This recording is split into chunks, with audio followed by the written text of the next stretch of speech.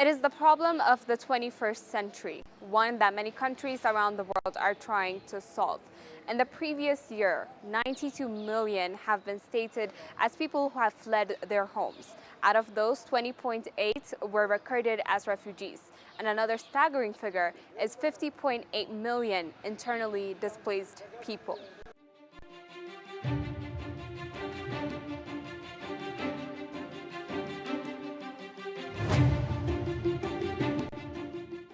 Greetings and welcome to ETV English special programs. I am Kinana Baina and today I have come to the UNHCR based here in Addis Ababa, Ethiopia. I'm going to be sitting down with the representative of the UN Refugee Agency for Ethiopia, Mamadou Balde, and I'm going to be talking about the IDPs at the Horn of Africa region, Ethiopia, and Africa at large. We're going to be talking about the problems and the possible solutions going forward. Do stay with us. Thank you very much, Dr. Balde, for giving us your time. Now going straight ahead to our topic of discussion today, but before we go to the core of it actually, let's start by giving a bit of a background regarding the whole topic. Now, there's this tendency to kind of use the words refugee and displaced people interchangeably. So I want to start by clearing that out. Are refugees and IDPs the same thing? And if not, how are we going to define IDPs or internally displaced people? Refugees and IDPs have something in common. It's usually people who have been obliged to leave their places where they used to live, where they have families, where when it is children they go to school or they have their own ways of living, and conflicts start, you have violations of human rights, you've got events that really disturb public service or public opinion, and people are obliged to leave. So both refugees and internally displaced persons have that in common, being forced to flee their homes, being forced to flee areas where they used to live because of natural disasters for some internally displaced persons, and for refugees and most of the IDPs because of man-made events. So what differentiates them is that internally displaced persons stay within their countries, the countries of their nationalities, while refugees flee international borders across the other side of their own national borders, and they become refugees. So in a nutshell, internally displaced persons, refugees have in common the obligations to flee. They are all forced to flee. And internally displaced persons remain in their countries of origin, while refugees cross international borders, find themselves. And let me give you examples. In Ethiopia, the country is generously hosting close to 900,000 refugees. And most of the refugees come from South Sudan, a country that has gone through wars and conflict. The second largest group of refugees are Somali refugees, mostly in the Somali region, and South Sudanese are mostly in the Gambela region, but also in Benishangul.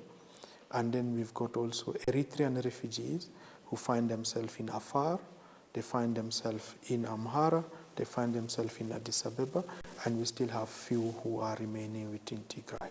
So you have these refugees who are within Ethiopia, generously hosted for several decades for some of them. That's the foreigners who have been forced to flee their countries because of conflict, because of violation of rights, and sometimes because of fear of being persecuted. That's the refugees. And you also have internally displaced persons in Ethiopia. And in fact, in 2021, Ethiopia was the country that registered the largest number of internally displaced persons. It is due to the conflict in the northern regions, Tigray, Afar, and Amhara.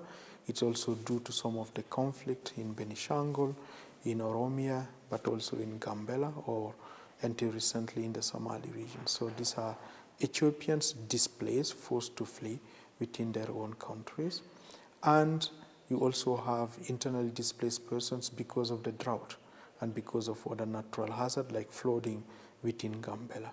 So this is to help you or to help us better understand what are these whole phenomenon. But it is very often women, men, our brothers, our sisters who need support, protection, support, and solutions. And that's really what matters the most. All right, so we will certainly go back to the internally displaced people within Ethiopia. But before we go there, there's an article on the conversation from November 2022. And what it says basically on that is, like you said earlier, refugees are hosted. They're kind of given a definition, and by definition, the internally displaced people, since they remain within their borders, they're conceived as better off than refugees. And I would say from the statistics and from the situations that you just mentioned, that would be incorrect. So my question here is there a protection gap for internally displaced people upon this kind of presumption? I would say the vulnerabilities and the fragility that refugees and internally displaced persons have really depends a lot on the context.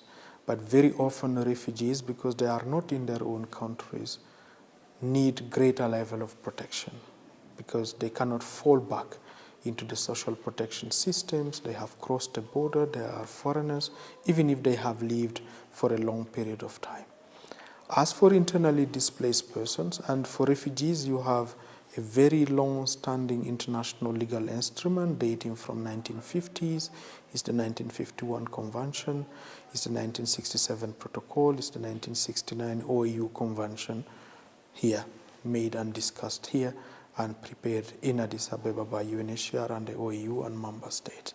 So you have a long-standing partnership when it comes to refugees. Now, are there gaps when it comes to internally displaced persons? Yes. And over in 2012, the African Union and member states, with the support of UNHCR and a few other international institutions, designed the Kampala Convention. And that Kampala Convention on the protection of internally displaced persons as well as on their assistance was in fact drafted in Addis Ababa. People sat here, worked together, looked at the protection need of internally displaced persons, the assistance need of internally displaced persons, and most importantly, the solutions needs of internally displaced persons, and they drafted the Kampala Convention. That Kampala Convention has fortunately been ratified by the government of Ethiopia. It took a few years to reach that level, and now we are at the stage where it needs to be domesticated through a proclamation. Several partners, including UNHCR, are supporting the interministerial task force working on the domestication of the Kampala Convention. But I would say to you that the gaps are not only at the policy or legal level, it's also at a more practical level. For example, do the internally displaced persons have ID card? Do they have access to services at the Kebele or the Woreda where they have been hosted? Do the internally displaced persons have access to water, to core relief items that help them to live much more dignified lives? Do they have access to a shelter, to housing? Because very often they have left their housing, they have left education, and they find themselves into situations that are extremely difficult. I just came from afar, and I have met with internally displaced persons, people from within the region, but also people from outside the region. How can you help them rebuild their lives? These are very, very, very critical gaps that need to be solved at policy level, but also at a more financial, through cash, for example, through helping with shelter, and all of them. And it's not 100,000 people. It is, sometimes people say, at least last year, it went up to 5 million people who were displaced. But while they were displaced and the situation improved, we've been also supporting others to return, but to return into what? All right, so you mentioned the Kampala Convention. I want to go back to that. Now, it had been adopted in 2009, if I'm not mistaken, about 13 years ago, that makes it. And despite that, and despite, its intentions of preventing, this is from its, it wanted to provide a legal framework to prevent internal displacement. But despite that, according to the African Center for Strategic Studies, I have here data that says that in the past decade, the trends of IDPs had been expanding by 12%. That is 3.7 million people, correct me if I'm wrong, in the past year. So really the question that I have now is why that could be. I mean, why we haven't been able to prevent it. Like you said, there are different policies, problems, but not only policies, it's also practice, you put it. But since you've partially addressed that, now let's go to what the latest trends are and why they're continuing in such a manner. So you cited numbers, and I would say to you that indeed it's again men and women, young and older people. In the Eastern Horn of Africa, you find close to 5 million internally displaced persons alone in this region. You go to West Africa with the conflict, with the drought, the terrorism, and all of that, you have additional number of people. So you know the root causes. The root causes are often conflict. It's also natural hazard like drought and all of climate change, the impact of climate change, and they also have an impact on governance structures. I think what matters the most is, or the most important, is first of all to address the root causes. And addressing the root causes really require a whole of a society approach. That's one dimension. Number two, if we are not able to prevent, let's at least respond adequately and find solutions. And how do you respond adequately? It's about what I said earlier. It's about being able to provide legal status to the people, having the possibility, like you and I, to have our ID card, to be able to be served by the public services, to be able to access and to be prevented, let's say, from gender-based violence, to be able to access education, to be able to access water, and sometimes livelihood. And in some places, you cannot return to the areas where you come from because of ethnicities, for example. We have several of these. You go to Debre Berhan in nearby region, you go to Desi, you go to Kombolcha, you go to all these places. You know, Gondar, Dabat, you see people who are displaced or are far because of their own ethnicities, and they cannot go back, some of them. So we need to find solutions and addressing the root causes. And while addressing the root causes, they need assistance and support. Here within Ethiopia, we have a humanitarian response plan that is absolutely high, but which needs support. We work with the government, as I told you, at the central level, at the federal level, but also with regional government, with zonal authorities, with WOREDA officials, and we benefit from support from donors at various levels through several agencies, and we just need to make sure that we have as less and less possible internally displaced persons, and that people can resume their normal life and we go into development again. The SDGs are the ones that we should be pursuing, much less to really continue seeing human suffering. Okay. Well, you mentioned some regions in Ethiopia. So before we go to, again, other points, I want to take you back a little bit. You mentioned earlier as conflict being one of the drivers for IDPs. And as you know, Ethiopia had been going through 2 years of civil war.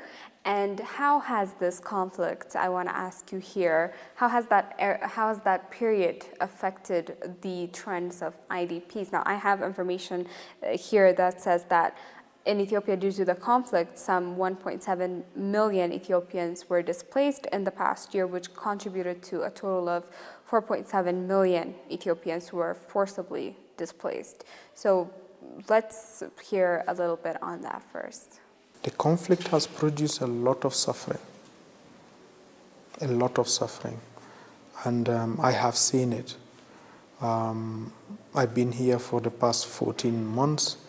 I have traveled within Tigray, Shire, Mekele, Adigrat, Aksum, all these places. I've traveled to Afar, Samera, Abala, traveled to Amhara, Desi, and I've gone to North Wollo. I've been to Gondar, to Dabat. In all these places, you really could see the impact of the conflict. And the impact of the conflict has materialized into destructions of properties, housing, land, but also into really problems with people's own minds and people's own bodies. And we've seen it. So I think the realities and some of these have been documented by national authorities, by international actors. What I think is critical at this stage is that you've got a peace agreement, you've got a Nairobi declaration. How can we make them work? How can the international community support Ethiopia into making them work?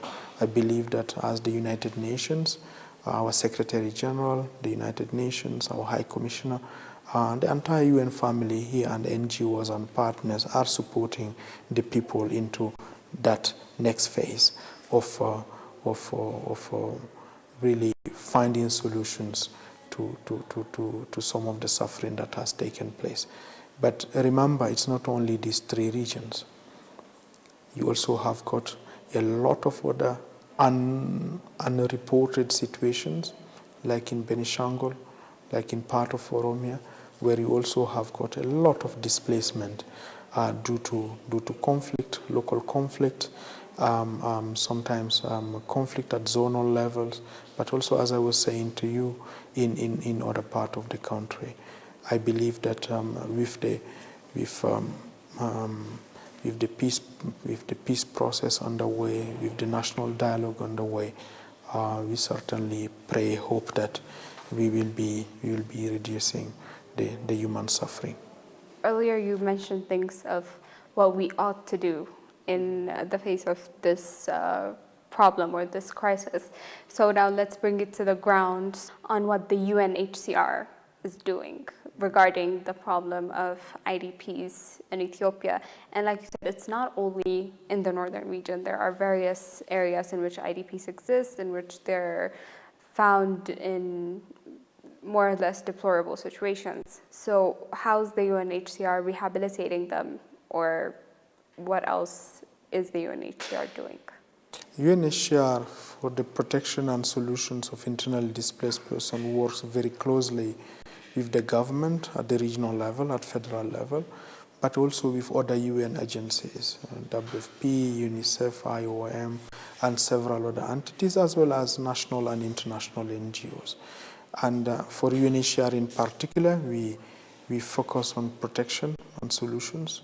These are some of the responsibilities we have for, meaning having the right policies, making the right referrals, speaking and listening to the people that are affected, helping them addressing some of the issues they are faced with.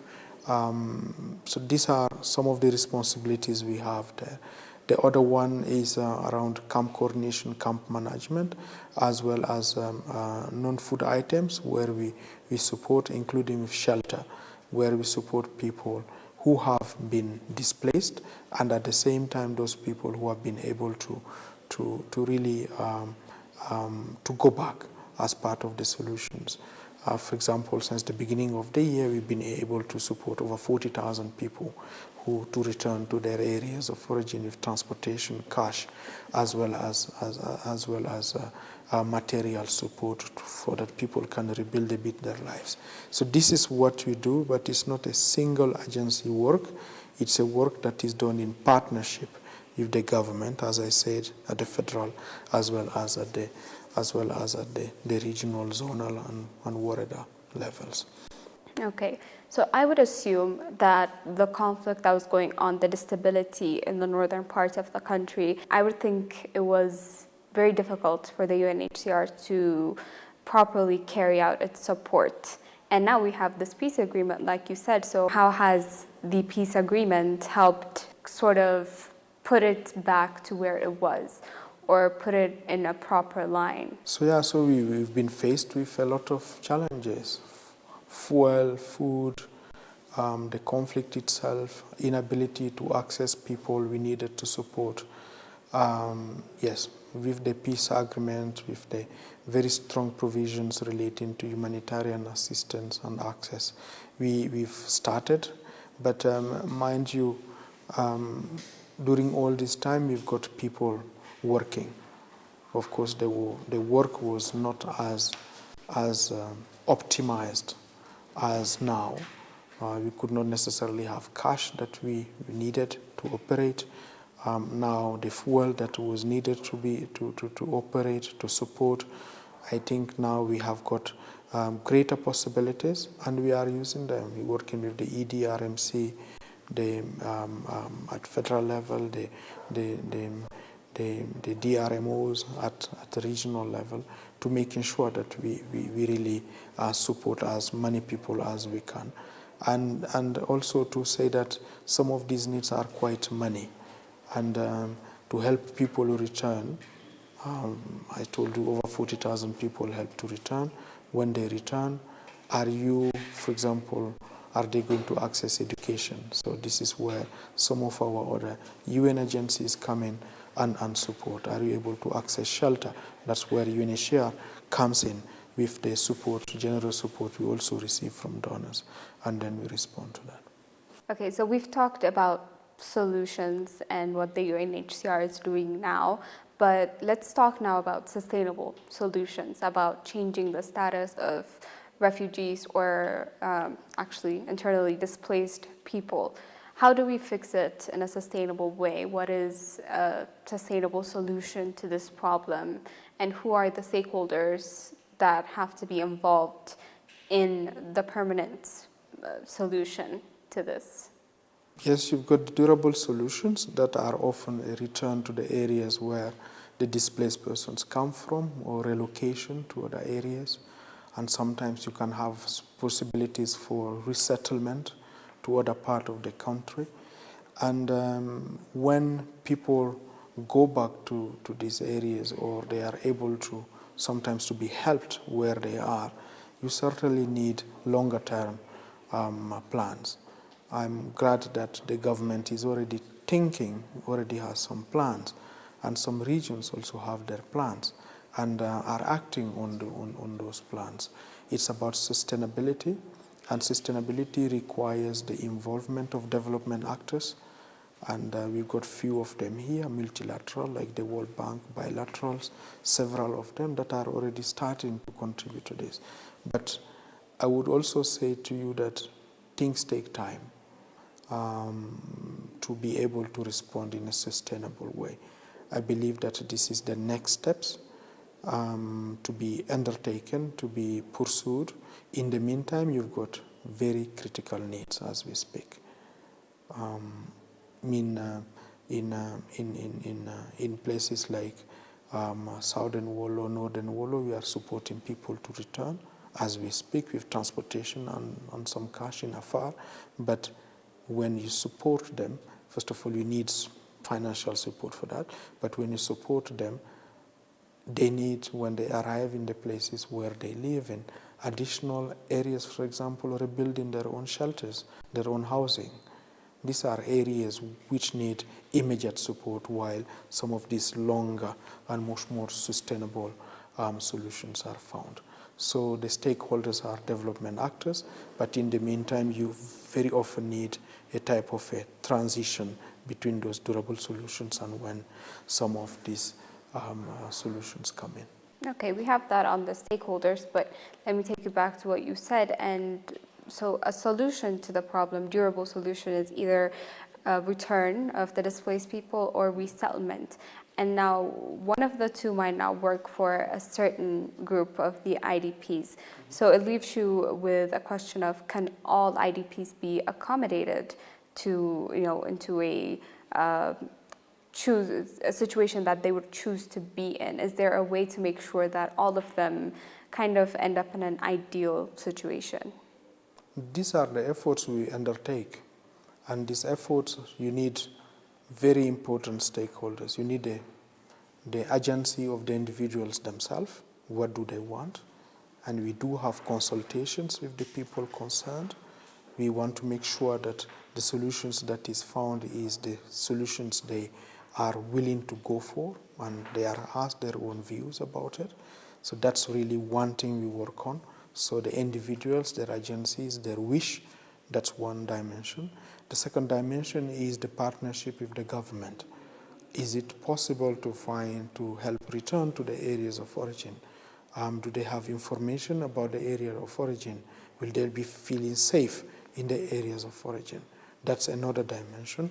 And the third one, when it is not possible, like for example, you've got a durable solutions strategy in the Somali region that also include a relocation within other part of the Somali region. So these are all discussions happening. Not everyone can go back. Most of the people usually go back, but a few others will remain in situ. Others will need some type of relocation options, and all of that as part of a comprehensive approach to solutions that agencies like UNHCR, we advise government, we provide examples, and then we work very closely with the individuals affected as well as the authorities. But I can give examples of where people have returned, others people where I think sometimes you need a temporary solution in place while longer term solutions are being explored. Okay, well, this gets me thinking, and now I'm going to ask you a question of projection, actually. And with this in mind, with what you just said, what are the prospects for the IDPs of Ethiopia at present? Now, we have a peace agreement, assuming that it's going to carry through, then what are the hopes of the IDPs, and what's the UNHCR's projection on that? Let me respond two ways. One is that most of the IDPs we speak with and that we listen to, because we have processes of consultation tell us that they want to return where they used to live. And I would say several of them could go by themselves, others